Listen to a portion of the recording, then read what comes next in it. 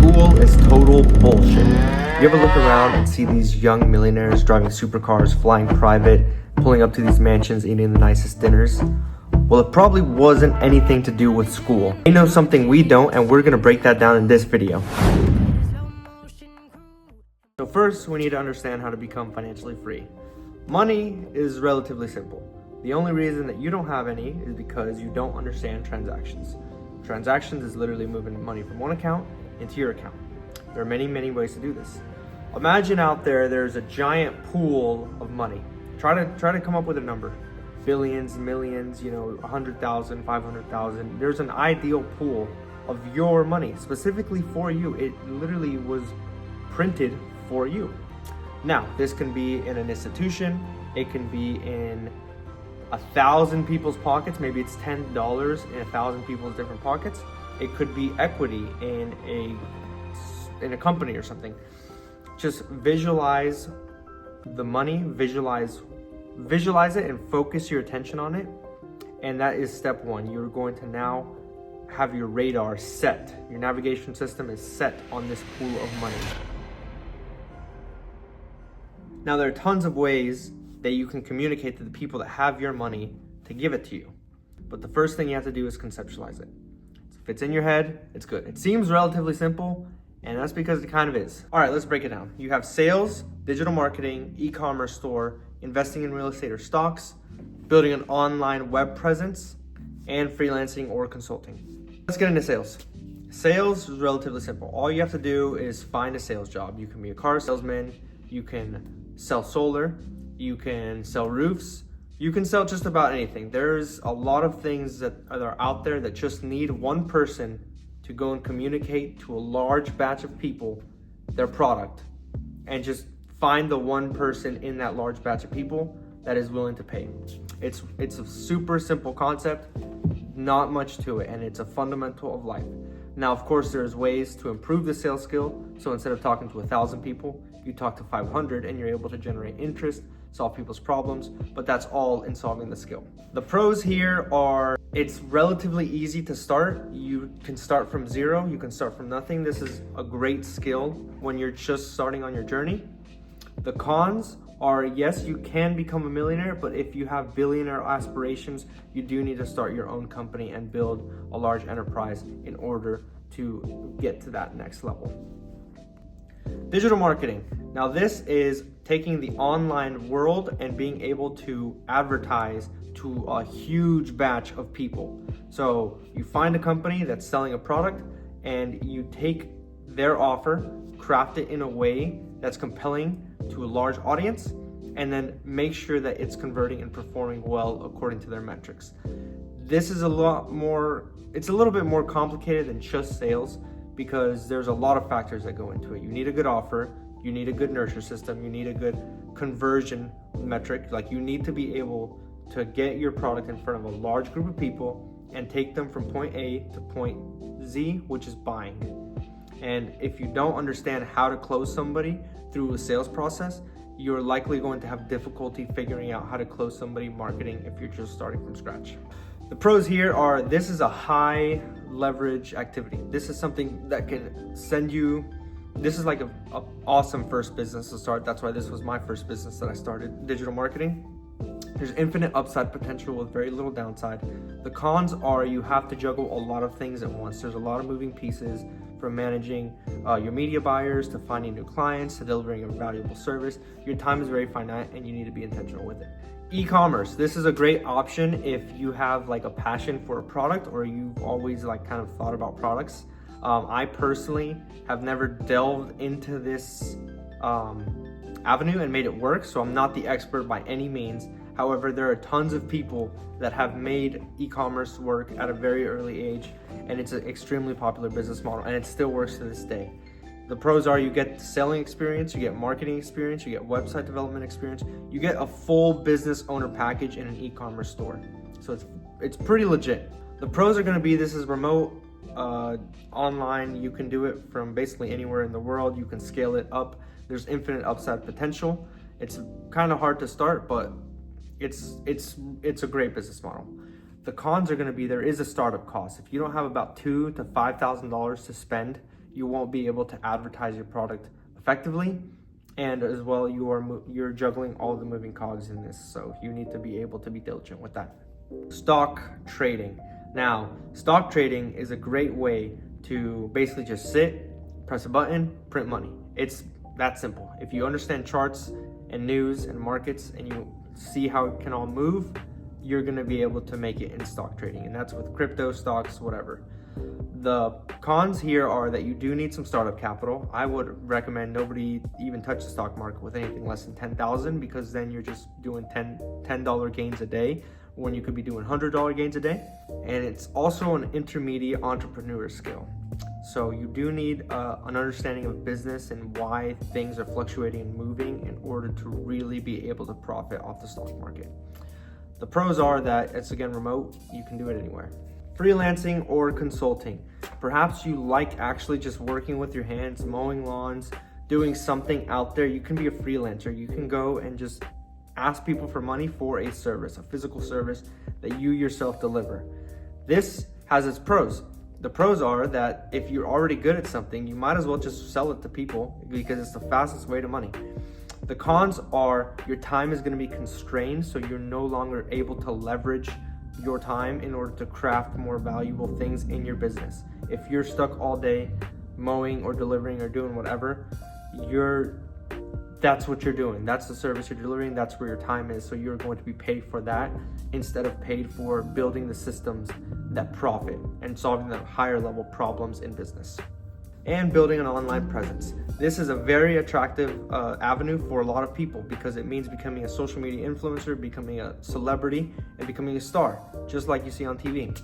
This is a relatively simple but tedious process to do. All you have to do is be able to frequently post, live below your means, and figure out something for money for a prolonged period of time while you're growing your social media following. And once you've grown yourself a following, you can then monetize it through various different avenues, whether it's building a coaching platform or selling a product or partnering with different growth models.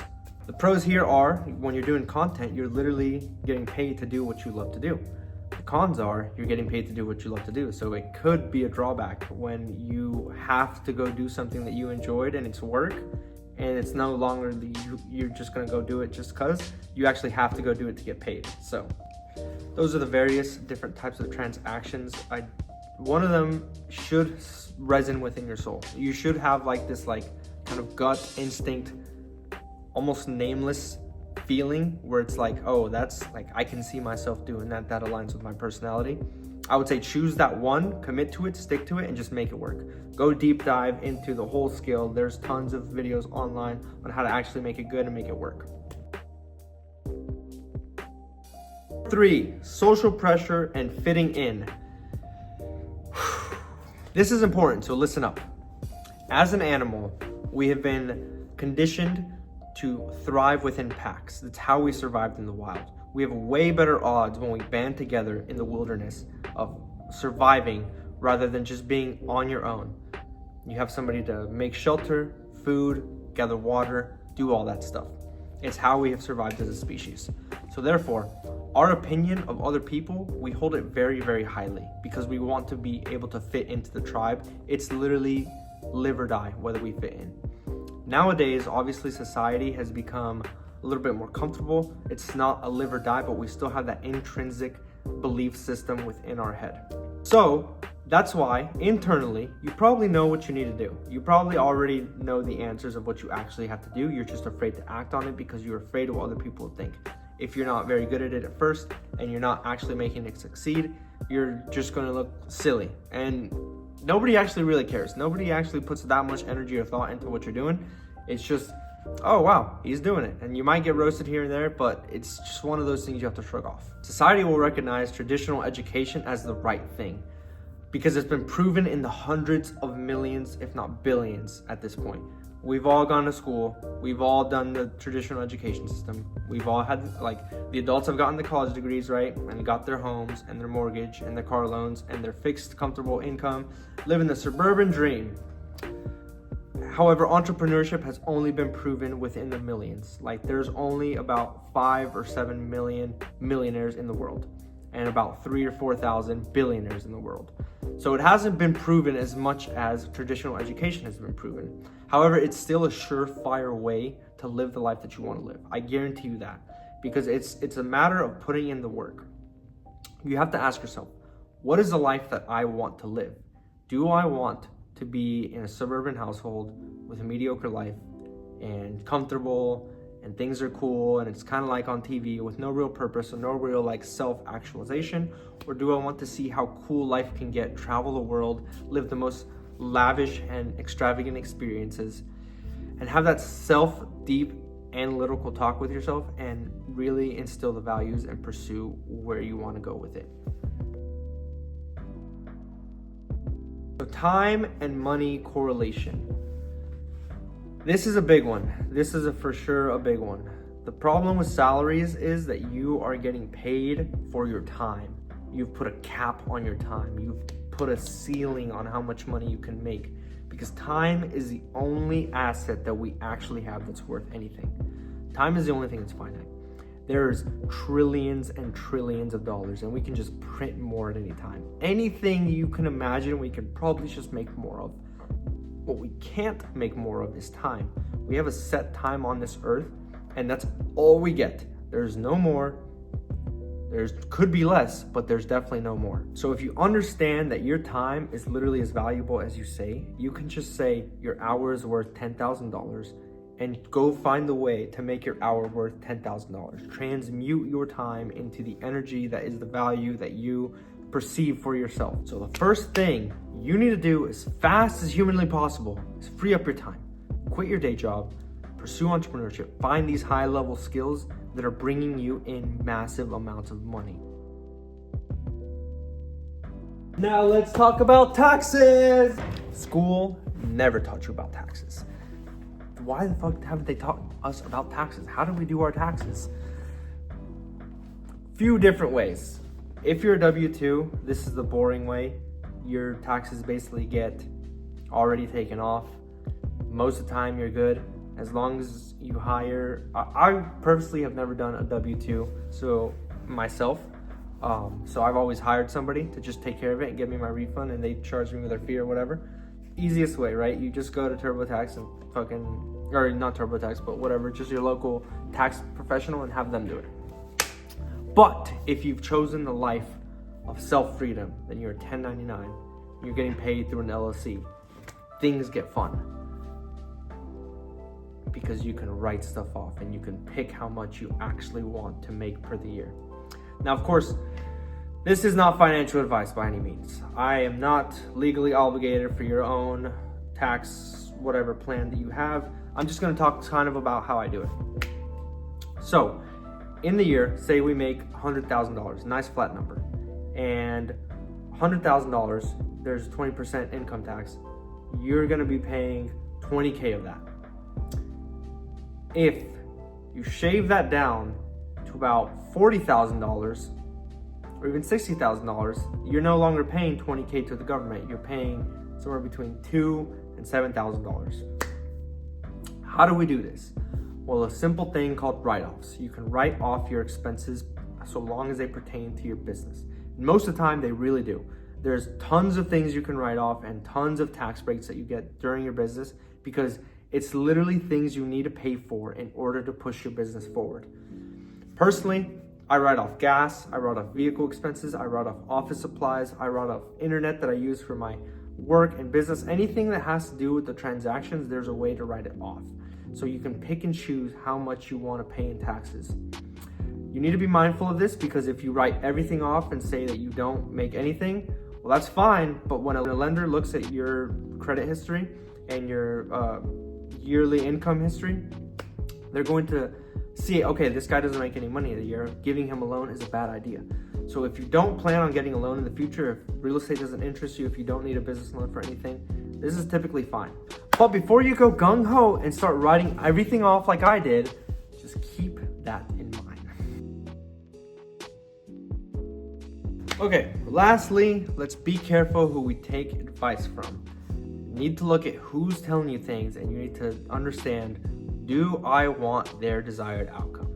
Me, for example, I Like, who knows? You might not even want my desired outcome. I'm just a 20-year-old, lives downtown, drives a nice vehicle, is financially free, buys anything I want, and just has time freedom and does whatever I feel like at any time. Maybe that's not what you want to do. Maybe you want to actually be told what to do. That's fine. Don't listen to me if that's the case.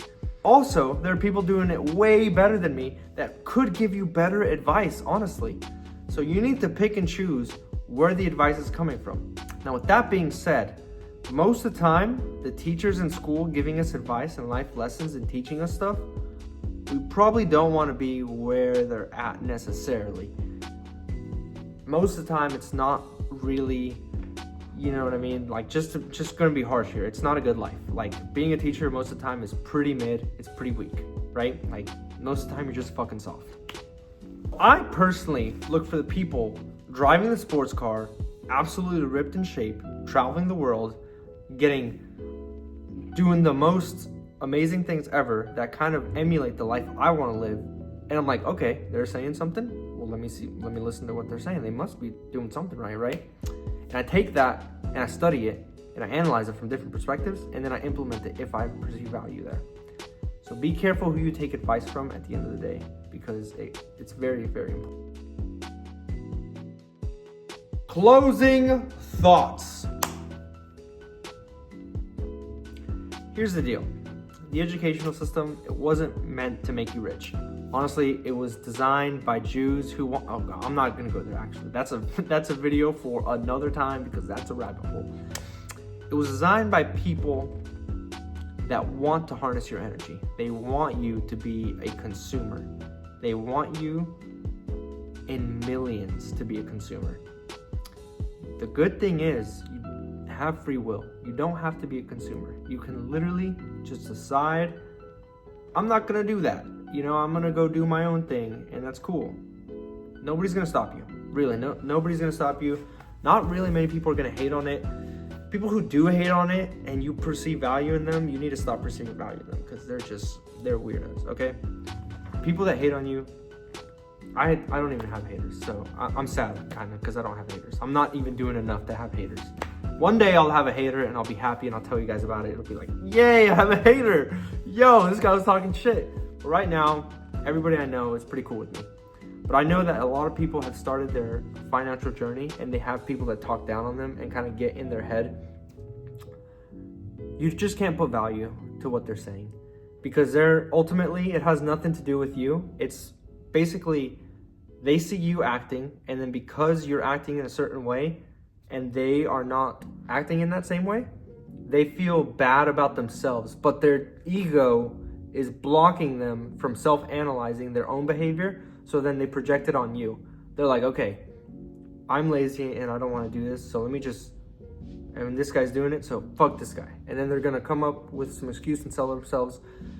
And dwelling on those, you see how silly it is to dwell on these thoughts? Like, this guy feels bad about himself. It has nothing to do with you. You're just out here trying to get your own and take care of your people. And yet you feel bad about it. It's like, there's no reason to feel bad about it. So I believe in you. Break out of the cycle. Thank you for watching this video. If you enjoyed it, smash that thumbs up button, leave a comment, and I'll see you in the next one.